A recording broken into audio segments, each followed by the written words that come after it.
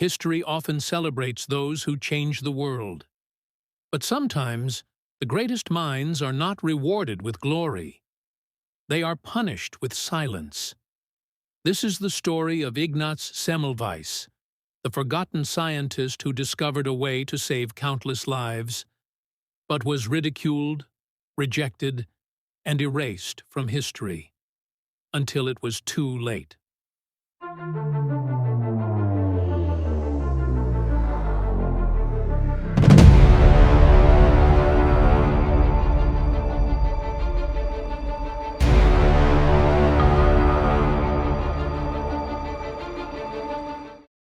In the mid-1800s, hospitals across Europe faced a terrifying mystery. Women who gave birth in clinics often died in shocking numbers. The cause was called childbed fever, a deadly infection that struck mothers after childbirth. The death rates were so high that many women preferred to give birth at home rather than risk stepping into the hands of trained physicians.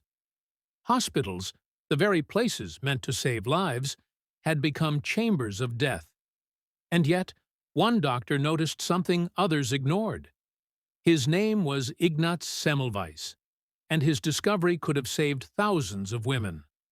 But instead of being hailed as a hero, he was treated as a madman. Ignaz Semmelweis was born in 1818 in Hungary, far from the intellectual centers of Europe. Unlike the famous physicians of Vienna and Berlin, he came from modest beginnings.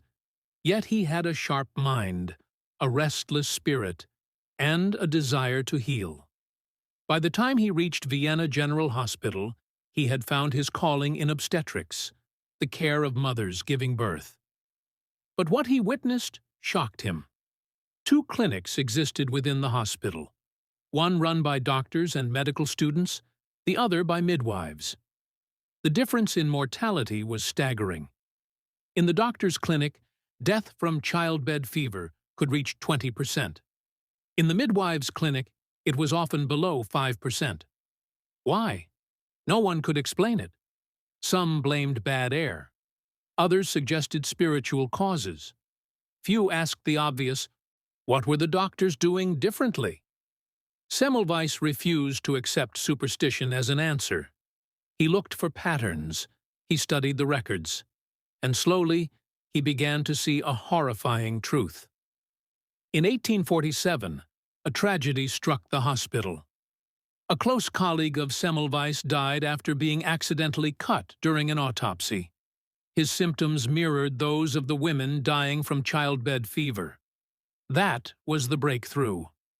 Semmelweis realized that doctors and students, who often performed autopsies in the morning and delivered babies in the afternoon, were carrying death on their very hands. Without washing properly, they transferred deadly particles from corpses into the bodies of mothers. The answer was simple, almost embarrassingly simple. If doctors washed their hands with a disinfectant solution before examining patients, the fever might be prevented. Semmelweis ordered a new practice.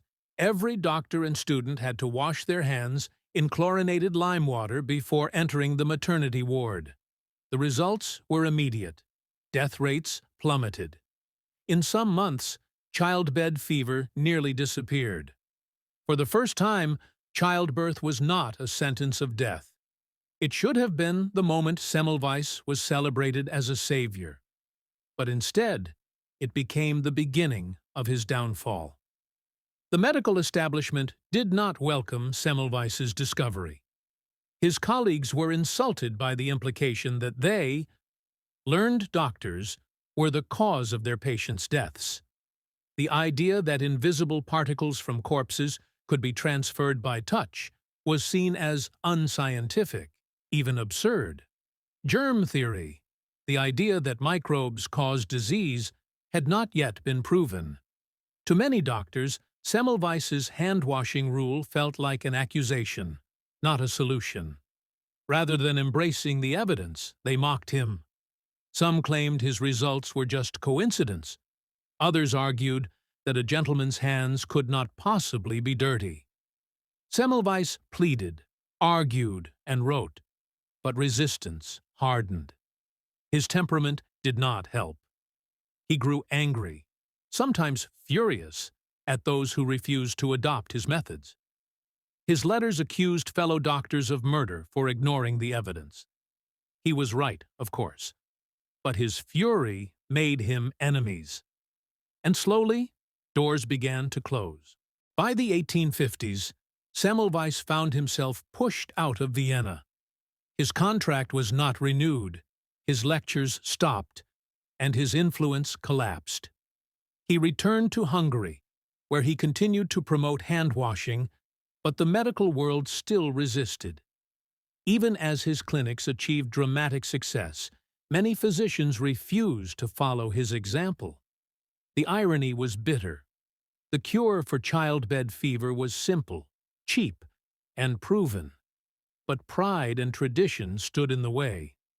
Thousands of women continued to die unnecessarily, even as the answer sat within reach. For Semmelweis, the rejection was crushing. As years passed, Semmelweis became increasingly bitter. He wrote letters filled with rage, denouncing his colleagues as murderers. His behavior grew erratic. Some historians believe he may have suffered from early-onset dementia or mental illness brought on by stress. By 1865, his family, concerned for his safety, tricked him into entering a mental asylum. The man who had once dreamed of saving mothers was now locked away, silenced by the very society he had tried to help. Within weeks of his admission, he was dead. Some reports suggest he was beaten by guards. Others say infection from a wound killed him. The truth remains uncertain. What is certain is that he died in obscurity, abandoned and broken. He was just 47 years old. It was only years after his death that the world began to understand the value of his work.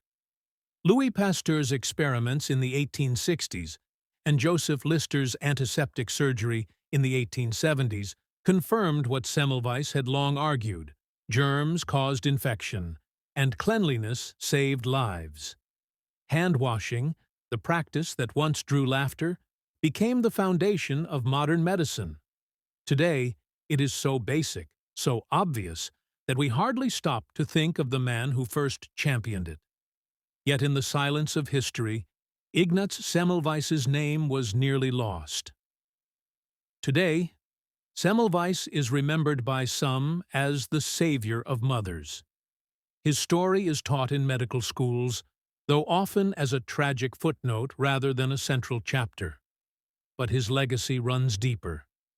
He is a reminder of how fragile progress can be, how pride and prejudice can cost lives, and how truth can be buried under tradition. Semmelweis was not forgotten because he was wrong. He was forgotten because he was right too soon. And that, perhaps, is the cruelest fate a scientist can suffer.